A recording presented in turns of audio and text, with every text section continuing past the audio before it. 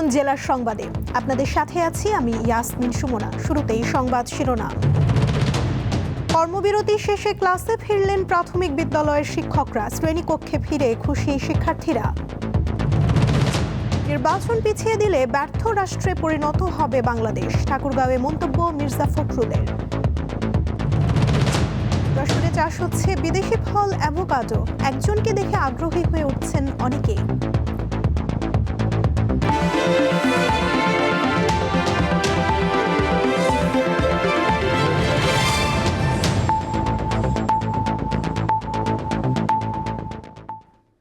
এবারে বিস্তারিত।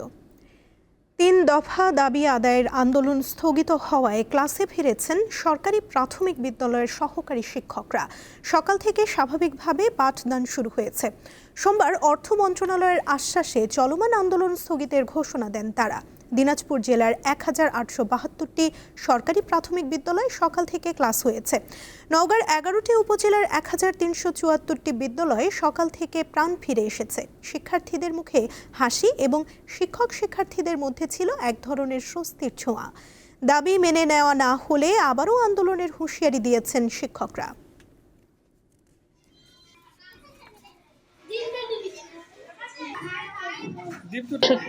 কর্মবিরতি স্থগিত করা হয়েছে, তাই আমরা নিয়মিত ক্লাসে নিচ্ছি আজকে থেকে স্কুল খুলছে। আজকে আমাদের অনেক মজা লাগতেছে। আমাদের সামনে পরীক্ষা, আমরা তার জন্য ভালো করে পড়াশোনা করতে চাই।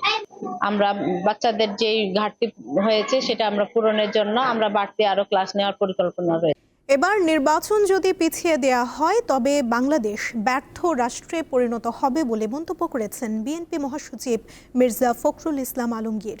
দুপুরে ঠাকুরগাঁও সদরে ৪ নম্বর বড়গাঁও ইউনিয়নের লক্ষ্মীরহাট উচ্চ বিদ্যালয় মাঠে সমাবেশে একথা বলেন তিনি। মির্জা ফখরুল বলেন, একটি দল বাড়ি বাড়ি গিয়ে নারীদের কাছে ধর্মের অপব্যাখ্যা দিচ্ছে। জামায়াতে ইসলামীর রাজনীতি প্রসঙ্গে তিনি বলেন, বেহেশতের টিকিট আল্লাহ ছাড়া কেউ দিতে পারে না। জামায়াত ধর্মের অপব্যাখ্যা দিচ্ছে। সুতরাং যারা এসব মুনাফিকি কাজ করে তাদের থেকে সাবধান থাকারও পরামর্শ দিয়েছেন তিনি।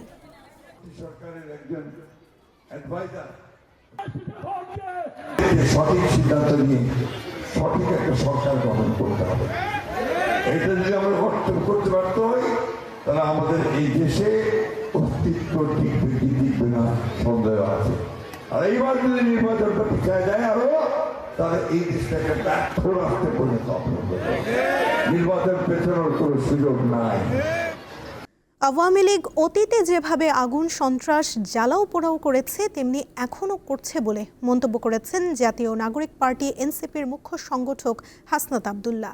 দুপুরে এনসিপির নারায়ণগঞ্জের জেলা ও মহানগর কার্যালয় উদ্বোধন অনুষ্ঠানে তিনি এসব কথা বলেন। হাসনাত আব্দুল্লাহ বলেন, আওয়ামী লীগ কখনোই গণমানুষের দল ছিল না, তা গত 2 দিনের কার্যক্রমে বোঝা যায়। দেশে গণ অভ্যুত্থানের মধ্য দিয়ে পতন হওয়ায় আওয়ামী লীগের উপযোগিতা ফুরিয়ে গেছে। তাই ফ্যাসিবাদ বিরোধী দলগুলোর ঐক্যবদ্ধতার বিকল্প নেই বলেও জানান তিনি।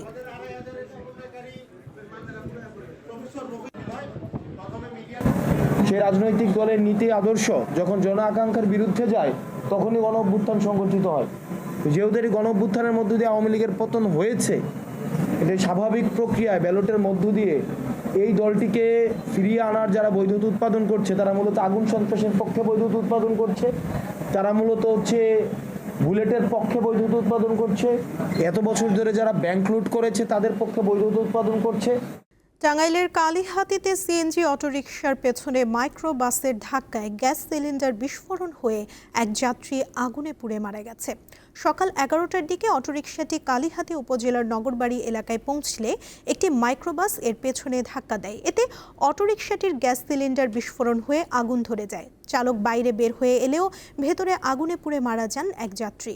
খবর পেয়ে ভূঁইয়াপুর এবং এলেঙ্গা ফায়ার সার্ভিসের কর্মীরা ঘটনাস্থলে পৌঁছে আগুন নিয়ন্ত্রণে আনে।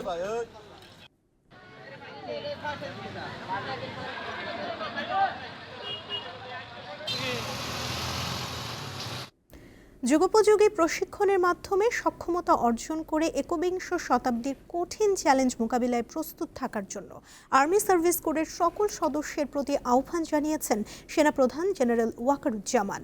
সকালে খুলনা জেলার জাহানাবাদ সেনানিবাস্থ এএসসি সেন্টার এবং স্কুলে আর্মি সার্ভিস কোরের ৪৪তম বাৎসরিক অধিনায়ক সম্মেলনে প্রধান অতিথির বক্তৃতায় তিনি এই আহ্বান জানান।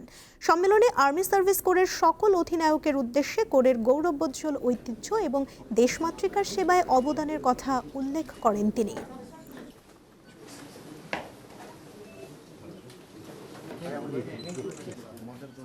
এবারে কেওয়াই স্টিল চট্টগ্রাম সংবাদ।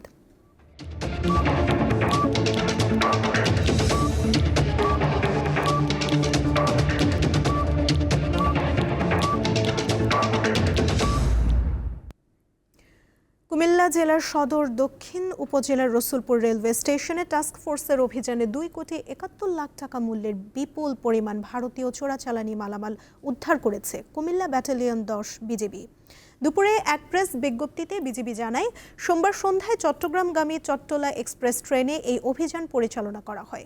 সহকারী কমিশনার ও এক্সিকিউটিভ ম্যাজিস্ট্রেট সরোয়ার জাহানের উপস্থিতিতে 10 বিজিবির অ্যাডজুটেন্টের নেতৃত্বে বিজিবি ও পুলিশের সমন্বয়ে একটি বিশেষ টাস্ক ফোর্স দল গোপন সংবাদের ভিত্তিতে এই অভিযান চালায়।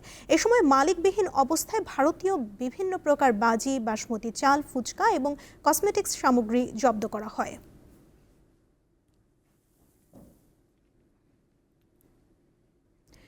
ময়মনসিংহের ফুলবাড়িয়ায় দুর্বৃত্তদের দেয়া আগুনে বাস চালক জুলহাস মিয়া নামে একজন পুড়ে মারা গেছেন। রাত 3:15টার দিকে ফুলবাড়িয়া পৌরসভার ভালুকজান বাজারের পেট্রোল পাম্পের সামনে দাঁড়িয়ে থাকা বাসে আগুন দেয় দুর্বৃত্তরা।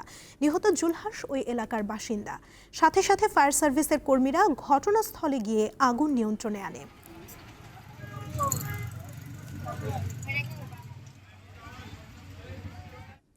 13 নভেম্বর ঢাকা লকডাউন কর্মসূচি পালনের আহ্বান জানিয়ে ফেসবুক পোস্ট দেয় এবং নেতাকর্মী দিয়ে মিছিল করার অপরাধে ফরিদপুর জেলা আওয়ামী লীগের সহসভাপতি ফারুক হোসেন ওরফে বোমা ফারুককে আটক করেছে পুলিশ। সংবাদ সম্মেলনে পুলিশ সুপার জানান, জিজ্ঞাসাবাদে ফারুক স্বীকার করেছে যে কর্মসূচি সফল করার জন্য ফরিদপুর 4 আসনের সাবেক সংসদ সদস্য মুজিবুর রহমান চৌধুরী ওরফে নিক্সন চৌধুরী তাকে 5 লাখ টাকা দিয়েছেন। তিনি আরও জানান, এই ঘটনায় ফারুক হোসেনের বিরুদ্ধে বিস্ফোরক দ্রব্য আইনে মামলা সহ মোট 6টি মামলা করা হয়েছে।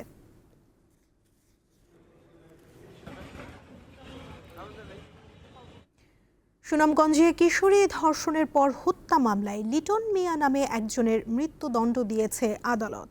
মঙ্গলবার সুনামগঞ্জের নারী ও শিশু নির্যাতন দমন ট্রাইব্যুনালের বিচারক মোহাম্মদ হাবিবুল্লাহ এই রায় দেন।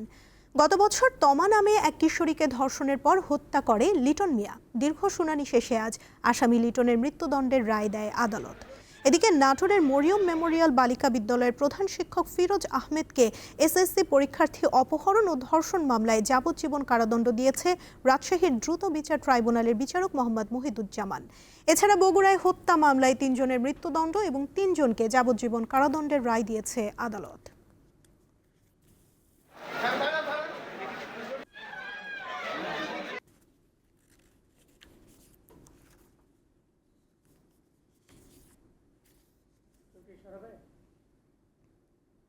যশোরে বাণিজ্যিকভাবে চাষ হচ্ছে বিদেশি ফল অ্যাভোকাডো। এই ফল চাষ করে সাফল্য পেয়েছেন ঝিকরগাছার এক যুবক। তাকে দেখে আগ্রহী হয়ে উঠছেন অনেকেই। এটি চাষে সব ধরনের সহায়তার আশ্বাস দিয়েছে কৃষি বিভাগ। অ্যাভোকাডো মূলত মেক্সিকান এবং মধ্য আমেরিকার স্থানীয় ফল। এটির খোসা কুমিরের মতো অমসৃণ হওয়ায় এই ফলকে কুমির নাশপাতিও বলে।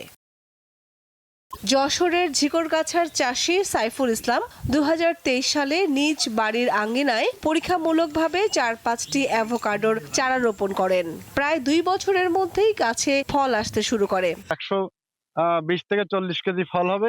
আমি ইতিমধ্যে 40 কেজি ফল বাজারজাত করছি, যার বাজার মূল্য 600 টাকা। আপনারা যারা ভবিষ্যতে চাষ করতে আগ্রহী হন, এই অ্যাভোকাডো চাষ বাণিজ্যিকভাবে সফল হবেন বলে আমি আশা করি। বর্তমানে 1,30,000 টাকা খরচ করে টেকসই কৃষি সম্প্রসারণ প্রকল্পের আওতায় 51 শতক জমিতে অ্যাভোকাডো চাষ শুরু করেছেন সাইফুল। এর মধ্যে 45 কেজি ফল বিক্রি করেছেন তিনি। চলতি বছরেই প্রতি কেজি 600 টাকা দরে আরও 80,000 টাকার ফল বিক্রির আশা তার। আমার এই বছরই প্রথম নতুন ফল হয়েছে। এই বাগানে আমরা আশা করতেছি এবার 120 থেকে 40 কেজি ফল হবে। আমি ইতিমধ্যে 40 কেজি ফল বাজারজাত করছি। যশোরের মাটি ও আবহাওয়া অ্যাভোকাডো চাষের উপযোগী, তাই বিদেশি এই ফল চাষে কৃষকদের সঠিক পরিচর্যা ও প্রশিক্ষণ দেওয়ার কথা জানিয়েছেন কৃষি কর্মকর্তা। এটি একটু উচ্চ মূল্যের ফল, আর এই গাছগুলো এখন 2 বছরের গাছ। আশা করি আগামীতে আরো বড় হলে অধিক পরিমাণে এখান থেকে ফল পাওয়া যাবে। অ্যাভোকাডোতে প্রচুর vitamin A, C, E, vitamin B9, potassium ও স্বাস্থ্যকর ফ্যাটি অ্যাসিড রয়েছে, যা হৃদরোগ, ডায়াবেটিস ও কোলেস্টেরল নিয়ন্ত্রণে সহায়তা করে। এজন্য বাজারে এই ফলের চাহিদা দিন দিন বাড়ছে। কামরুন নাহার, দীপ্ত বার্তা কক্ষ। জেলার সংবাদ শেষ করার আগে শিরোনামগুলো জানিয়ে দিচ্ছি আরও একবার। কর্মবিরতি শেষে ক্লাসে ফিরলেন প্রাথমিক বিদ্যালয়ের শিক্ষকরা, শ্রেণীকক্ষে ফিরে খুশি শিক্ষার্থীরা। নির্বাচন পিছিয়ে দিলে ব্যর্থ রাষ্ট্রে পরিণত হবে বাংলাদেশ, ঠাকুরগাঁওয়ে মন্তব্য মির্জা ফখরুলের। যশোরে চাষ হচ্ছে বিদেশি ফল অ্যাভোকাডো, একজনকে দেখে আগ্রহী হয়ে উঠছেন অনেকেই।